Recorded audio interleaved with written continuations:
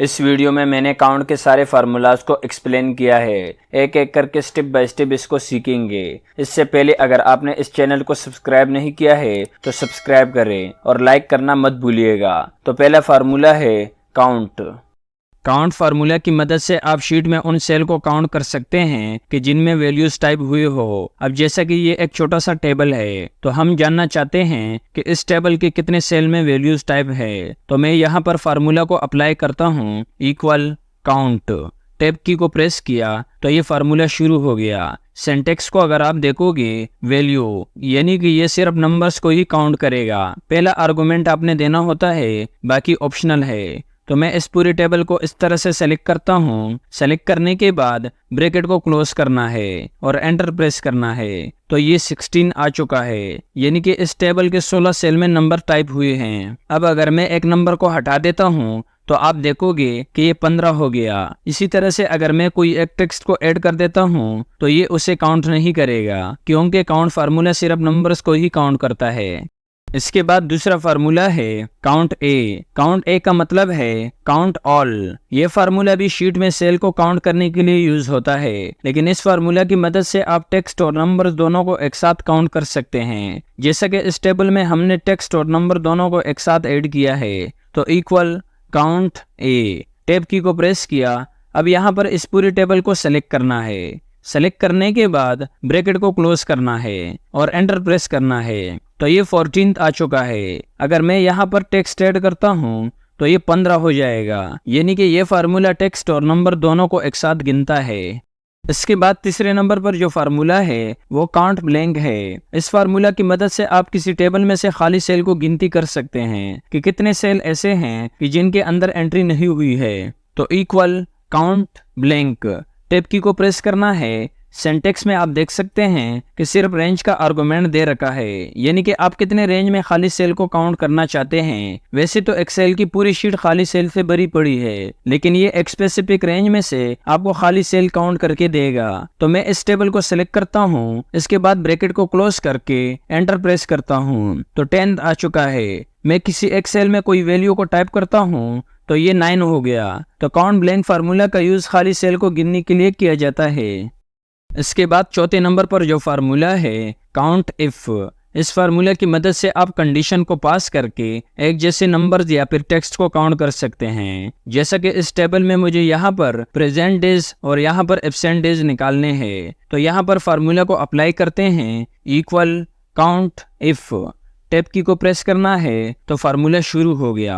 अगर इसके सिंटेक्स को हम देखें तो इसमें दो आर्गुमेंट होते हैं, रेंज और क्राइटेरिया। तो रेंज हमारी ये पूरी लाइन है। सेलेक्ट करते हैं, इसके बाद कोमा लगाना है। अब क्राइटेरिया कि इस रेंज में से आप क्या काउंट करना चाहते हैं। तो हमने पी को काउंट करना है, तो मैं यहाँ पर पी टाइप करूंगा। एक बात यहाँ पर नोट करना है, एक्सेल में आप कोई भी किसी भी फार्मूला में अगर आप टेक्स्ट लिखते हैं तो आपको इन्वर्टेड कोमा के अंदर लिखना है। ये चीज आपने याद रखना है। तो पी एक टेक्स्ट है, इसलिए मैं यहाँ पर इन्वर्टेड कोमा लगाता हूँ। पी टाइप करना है, इसके बाद दोबारा से इन्वर्टेड कोमा लगाना है और ब्रैकेट को क्लोज करके एंटर प्रेस करना है। तो ये 4 आ चुका है, यानी कि इस लाइन में 4 दफा पी रिपीट हुआ है। अब इसको बाकी के सेल में ड्रैग कर देते हैं। इस तरह से यहाँ पर एब्सेंट को निकाल देते हैं। तो इक्वल काउंट इफ।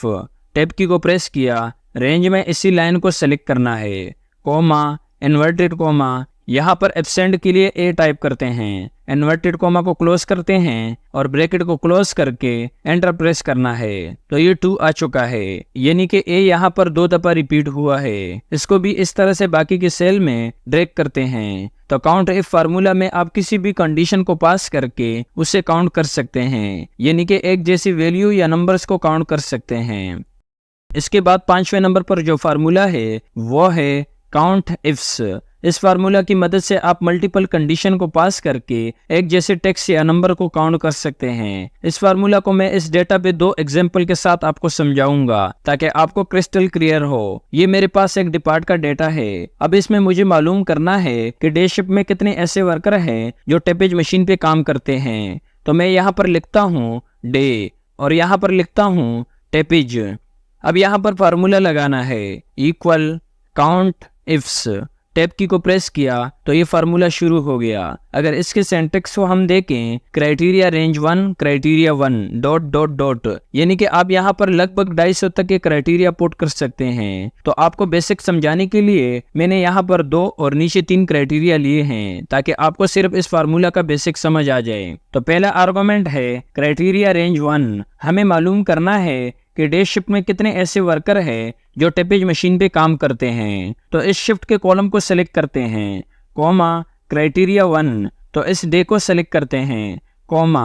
अब आता है क्राइटेरिया रेंज 2, तो रेंज 2 में इस मशीन के पूरे कॉलम को सेलेक्ट करते हैं, कॉमा लगाना है क्राइटेरिया। तो हमने टैपेज मशीन चेक करना है तो इस टैपेज को सिलेक्ट करते हैं। इसके बाद ब्रैकेट को क्लोज करके एंटर प्रेस करना है। तो 6 आ चुका है, यानी कि डे में 6 ऐसे वर्कर है जो टैपेज मशीन पे काम करते हैं। अगर मैं यहाँ डे की जगह नाइट लिख दूं, नाइट, तो ये 3 आ चुका है। 3 वर्कर नाइट में ऐसे हैं जो टैपेज पे काम करते हैं। अब चलते हैं इस दूसरे एग्जाम्पल की तरफ और इसको समझते हैं। यहाँ पर हमने मालूम करना है कि हमारे पास कितने ऐसे वर्कर है जिनकी डेजिग्नेशन ऑपरेटर है और मशीन टैपेज है और सैलरी 40,000 से ऊपर है।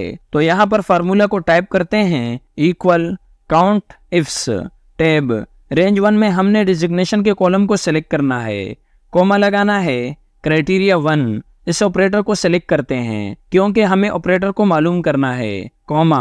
अब क्राइटेरिया रेंज 2, इस मशीन को कॉलम को सिलेक्ट करते हैं। सिलेक्ट करने के बाद कॉमा लगाना है। अब क्राइटेरिया 2 इस टैपेज को सिलेक्ट करते हैं, इसके बाद कॉमा लगाना है। क्राइटेरिया रेंज 3, हमने सैलरी को मालूम करनी है तो सैलरी के पूरे कॉलम को सिलेक्ट करना है, कॉमा लगाना है क्राइटेरिया 3 में इस 40,000 को सिलेक्ट करना है, ब्रैकेट क्लोज और एंटर प्रेस करना है। तो ये 2 आ चुका है, यानी कि सिर्फ 2 ऑपरेटर ऐसे हैं जिनकी सैलरी 40,000 प्लस है। अब मैं यहाँ पर सिर्फ 40,000 लिखता हूँ तो 3 ऑपरेटर ऐसे हैं जिनकी सैलरी पूरा 40,000 है। अब मैं लिखता हूँ लेस देन 40,000, तो एक ऑपरेटर ऐसा है जिनकी सैलरी 40,000 से कम है। तो उम्मीद है कि ये फार्मूला आपको अच्छे से समझ आया होगा। बढ़ते हैं अगले फार्मूला की तरफ। इसके बाद छठे नंबर पर जो फार्मूला है वो है डी काउंट। डी काउंट का मतलब है डेटाबेस काउंट। ये फार्मूला डेटाबेस के किसी एक कॉलम के नंबर्स को काउंट करने के लिए इस्तेमाल होता है। ये सिर्फ उन सेल को काउंट करेगा जिनमें न्यूमेरिकल वैल्यूज हो। इस एग्जांपल के साथ हम इसको समझते हैं जो हमने काउंट इफ फार्मूला में लिया था। अब यहाँ पर हमने मालूम करना है कि डे शिफ्ट में हमारे पास कितने जॉकी ऑपरेटर ऐसे हैं जिनकी सैलरी 35,000 प्लस है। तो मैं फार्मूला को टाइप करता हूँ, equal D count tab, formula शुरू हो गया। अब इसकी सिंटैक्स को समझने की कोशिश करते हैं। डेटाबेस, जिसमें हमारा पूरा डेटा आता है और वो भी हेडिंग समेत।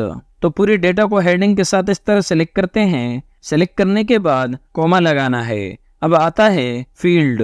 तो फील्ड में आपने उस हेडिंग को सेलेक्ट करना है जिसकी आपको काउंटिंग करनी है। जैसा कि हमने सैलरी को काउंट करना है कि 35,000 प्लस कितने वर्कर है। तो इस सैलरी के हेडिंग को सेलेक्ट करना है। पूरा कॉलम सेलेक्ट करने की जरूरत नहीं, कॉमा लगाना है क्राइटेरिया।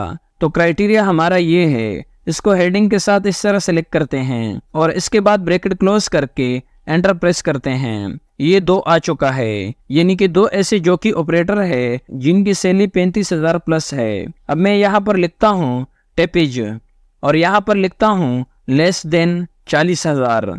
तो एक ऑपरेटर है जिनकी सैलरी 40,000 से कम है। तो उम्मीद है कि ये पूरा काउंट सीरीज ही आपको क्लियर हो चुका होगा और आपको इससे बहुत कुछ सीखने को मिला होगा। अगर आपको इस तरह से और फार्मूले सीखने हैं तो आपने इस प्लेलिस्ट पर क्लिक करना है। यहाँ से भी आपको बहुत कुछ सीखने को मिलेगा। मिलते हैं नेक्स्ट वीडियो के साथ। अल्लाह हाफिज।